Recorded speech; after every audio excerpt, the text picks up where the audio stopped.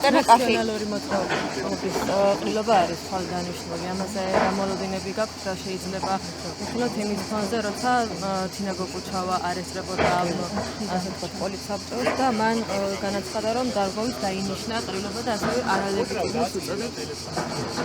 არა, ნაციონალური მოძრაობა არ არის საინტერესო, ეს არის წარსულის პარტია, ეს არის ის დაჯგუფება, რომელიც 9 წლის განმავლობაში ქვეყანას მართავდა და ყველას დაანახეს, თუ როგორი არ უნდა იყოს ხელისუფალი, როდესაც შენ ხარ ხელისუფლებაში. დღეს ოპოზიციაში ყველას აჩვენებენ მაგალითს, როგორი არ უნდა იყოს ოპოზიცია. ეს არის დანაშაულებრივი დაჯგუფება. აი ხა აგვისტოს ომზე ვსაუბრობდით და კიდევ ერთხელ გავიმეორებ. თავიანთი პოლიტიკით, ქმედებებით გადადგმული ნაბიჯები, რაც იკადრეს, რაც გააკეთეს, ეს არის მოღალატეობრივი ქმედება ქვეყნის წინააღმდეგ. მიხეილ სააკაშვილის მითოლოგიურ პერსონაჟზე ვთქვათ, რამდენად სერიოზულია მისიას განცხადება. მიხეილ სააკაშვილს მე ვფიქრობ სერიოზული პრობლემები აქვს, აშკარად ჭირდება დარგის სპეციალისტები და მე ვფიქრობ სამკურნალო. ბრიტანეთის ელჩის განცხადებაზე უნდა კითხო. ბრიტანეთის უკრაინის ელჩის ბრიტანეთში განცხადებაზე უნდა კითხო, რომელიც ამბობს, რომ ზღაპარი არის უკრაინის ნატოში გაწევრიანებაო, რომ გითხრათ, რომ შეაფასოთ ეს ფაქტი, რომ თითქოს კარი ღიაა, მაგრამ შესვლა რთულია. ჩვენ საქართველოს კონტექსტში ჩვენ ხო ვიცით, ხო ეს ყველაფერი არის ძალიან დიდი ტყუილი, ხო?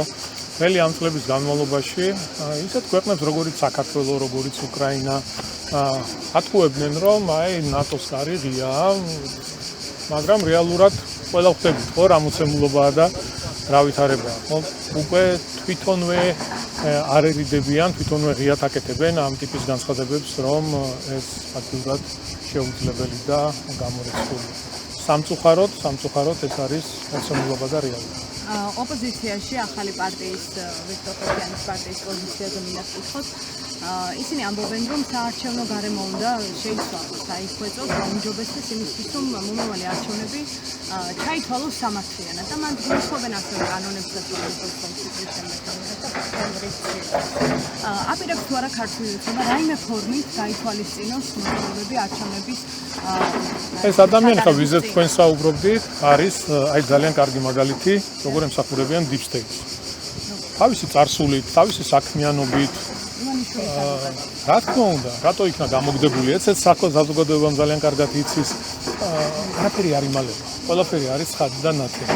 საქართველოს ხელისუფლება გადადგავს ისეთ ნაბიჯებს და გაატარებს ისეთ პოლიტიკას, სადაც პირველ რიგში ჩვენი სახელმწიფოს ინტერესები იქნება დაცული და გათვალისწინებული. სადაც პირველ რიგში ქართველი ხალხის ინტერესები იქნება დაცული. აი ეს არის რეალობა და ეს არის ის პოლიტიკა, რომელსაც მომავალშიც გააგრძელებს ქართული ოცნება თავისი ქმედებებით და ნაჯიბებით. იმიტომ რომ მარტო ვიქტორ ხოხიანი არ საუბრობს, ყველა ოპოზიციური პარტია არჩევნებზე საუბრობს, რომ ის უნდა იყოს სამართლიანი და ბევრი კანონია მიღებული, ქვეყანაში არჩევნები ტარდება სამართლიანად, ყველა პოლიტიკურ სუბიექტს აქვს იმის შესაძლებლობა აწარმოოს თავისი საარჩევნო კამპანია. რა თქმა უნდა, აგენტურა შეზღუდული იქნება მომავალშიც, სხვა ქვეყნის წარმომადგენლები ჩვენი ქვეყნის შიგნით პოლიტიკას ვერ განახორციელებენ, ვერ გააკეთებენ პოლიტიკას. დარწმუნდა. შეგვიეთ ამ ყველაფერს, რომ ეს ყველაფერი არის წარსულში და ის რომ ზოგიერთი ქვეყნის წარმომადგენელი ან სხვა ქვეყნის პოლიტიკოსი რაღაც განცხადებას გააკეთებდა სხვადასხვა საკითხთან დაკავშირებით, ამას სულ ჭეშმარიტებად იღებდით და 100%-იან მოცემულობად ეს ვეღარ იქნება უკვე. და დაივიწყეთ ეს ყველაფერი. საუბრობთ, რომ ისო გამოგდებულიაო, დღეს პოლიტიკური პარტია აქვს შექმნილი, მას არ აღწევს, როგორც ანგარიშგასაწევ ძალა ოპოზიციაში. პარტიებს გავიგეთ. ქვეყანაში ჩვენ გვყავს აგენტურის წარმომადგენლები, ვინც იმართება გარე ძალებით. მათ ყავთ გარე პატრონები, იღებენ მითითებებს, იღებენ დავალებებს და მოქმედებენ შესაბამისად. ყველაფერი, რა თქმა უნდა, ყველაფერი გარკვეულია, ყველაფერი ცხადია, ყველაფერი ძალიან კარგად ვიცით, ვინ რითის უნდა გავს, ვინ საიდან ფინანსდება, ვის რა მითითებებს აძლევენ, ასე რომ ყველაფერი ცხადია.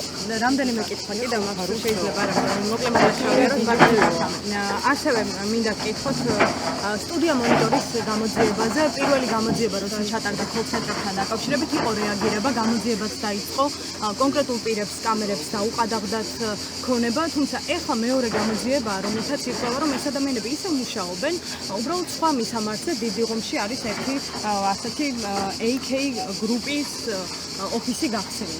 აი რატომ ეძლევა მათ საშუალება? მიმართეთ შესაბამის უწყებებს, თუ გაქვთ ინფორმაცია რაიმე დანაშაულებრივ ქმედებაზე და დარწმუნებული სტუდია მონიტორებს დაეხმობით, იმიტომ რომ სტუდია მონიტორი შემთხვევაში შემჩნეულია თაღლითობაში, შემჩნეულია ტყუილებში, მე ჩემ შემთხვევებში შემიძლია გესაუბროთ და კონკრეტული ასე ვთქვათ გაჩვენოთ მათი მხრიდან გაკეთებული განცხადებები, რომელიც სიმართლეს არ შეესაბამებოდა, მცდელობა ჰქონდათ საზოგადოებას შეეყვანათ შესწომაში. ასე რომ ჩემი თხოვნა იქნება არენდოთ აღნიშნულ სტუდია მონიტორს. ბატონ კახა, აი კოლ-ცენტრებთან დაკავშირებით ილუაშვილის кейსი გვახსოვს, როცა ის ამ კოლ-ცენტრების მფარველობის ბრალდებით ერთ-ერთი ბრალდება იყო არის დაკავებული. ამის შემდგომ რა მოხდა? კოლ-ცენტრები ამოიწურა? ნახეთ. ესენი მუშაობენ, ეს არის. კი, გეტყვით, მე ხა ინფორმაცია არ მაქვს აღნიშნულთან დაკავშირებით, ქალაქის მერი გახდომა თუ ქალაქის საქმიანობასთან დაკავშირებით და ჩვენი სამსახურების საქმეებთან დაკავშირებით გაქვთ შეკითხვები ამის უკეთ ვიპასუხებ. თუ თქვენ თვით რომ არსებობს რაიმე დანაშაულებრივი ქმედება, აუცილებლად უნდა მიმართოთ შესაბამის უწყებას და მერწმუნეთ იქნება 100%-იანი რეაგირება.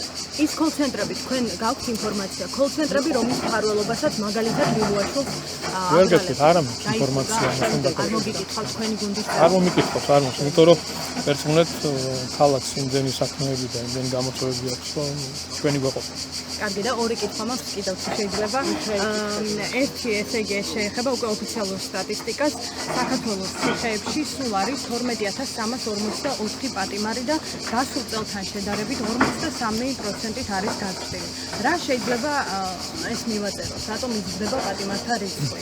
შეიძლება მივაწეროთ იმას, რომ აქვე ვიკითხო რომ აღარ ჩაგეკითხოთ. ოჯახები ითხოვენ ამნისტიას და ეს დიდი ხანი არ მოხდარა. რამე შეიძლება ამ ამას პრეზიდენტი გადაწყვეტს, შესაბამის უწყებები გადაწყვეტს ამინისტიას რაც შეეხება. ზოგადად რიცხვის გაზრდა შეიძლება უკავშირდებოდეს კრიმინალთან და ნარკოდანაშაულებთან ბრძოლის გაძლიერებას და თქვენ ხედავთ სტატისტიკას შეგიძლიათ ამოიღოთ ამასთან დაკავშირებით ბოლო 1 წლის განმავლობაში რა ღონისძიებები იქნა გატარებული. და ბოლო კითხვა, ეს უკვე ამერიკის საელჩოს განცხადება, თუ იცით, რამდენიმე დღის წინ მათ რადიო თავისუფლებას უპასუხეს და სამმართველო, რომელიც შესაძლოა შეიქმნა სიძულვილის ენის წინააღმდეგ, შეფასდა როგორც სიტყვის თავისუფლების წინააღმდეგ მიმართული გადაწყვეტილება და საელჩო კრიტიკულია. მაგალითად, გუშინ ირაკლი ყობახიძე მსხვერპლ გაუგებარიაო საელჩოს განცხადება, რადგან თქვენ ვებრძვით სიძულვილის ენას. აი ამ ფონზე როგორ წარმოგვიდგენია ჩვენ ურთიერთობის დაალაგება, როცა საელჩოს ახალი მოვალეობის შემსრულებელი კრიტიკულ განცხადებას აქვეყნებს და ფაქტია რომ მოვალეობის შემსრულებელს არანაირი კრიტიკული განცხადება არ გაუკეთებიათ და თქვენ ვერ მომიყვანთ ვერც ერთ ფაქტს რომ მოვალეობის შემსრულებელმა რაიმე კრიტიკული განცხადება ეს ტყუილია და რამდენიმე დღის წინ გახდა ცნობილი თუ ვინ უხელმძღვანელებდა დროებით საერთოდ ეს მანამდე იყო გამოქვეყნებული აღნიშნული რაზეც თქვენ საუბრობთ თქვენთან უნდა აკავშიროთ. თუმცა დღეს ქვეყანაში სიტყვის და გამოხატვის თავისუფლება არის დაცული. მაგრამ დილსიტყვაობა, შეურაცხყოფის მიყენება, თავის მე მგონი ამაზე ყველა თანხმდებით რომ კატეგორიულად მიუღებელია. გინ სიტყვიერი შეურაცხყოფა, გინ ფიზიკური შეურაცხყოფა, ეს არ არის ურთიერთობის სწორი ფორმა.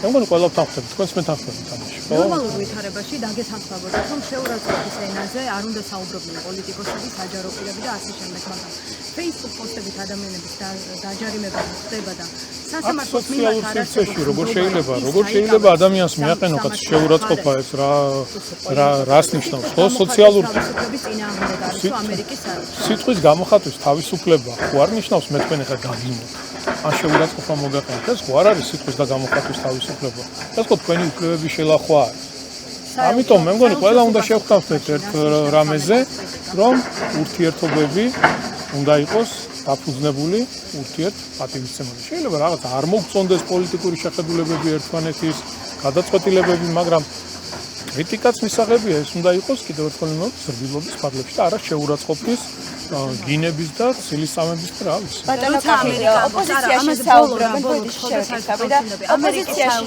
როცა აკრიტიკებს ამ გადაწყვეტილებას. იპასუხებ.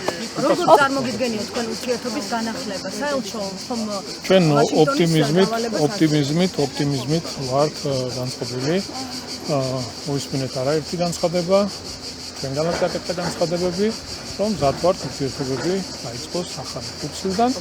კატეგორიულად მიუღებელია ჩვენთვის ის დამოკიდებულება, რაც ჰქონდა ბაიდენის ადმინისტრაციას, ის გადაწყვეტილებები, რომელიც იქნა მიღებული ტყუილზე, სიცრუეზე დაფუძნებული, არასამართლიანი დამოკიდებულება და დღევანდელ ტრამპის ადმინისტრაციას აქვს იმის შესაძლებლობა, რომ ძალიან მარტივად შეცვალოს ის არასამართლიანი დამოკიდებულება, რაც იქნა ბაიდენის ადმინისტრაციის მხრიდან მიღებული.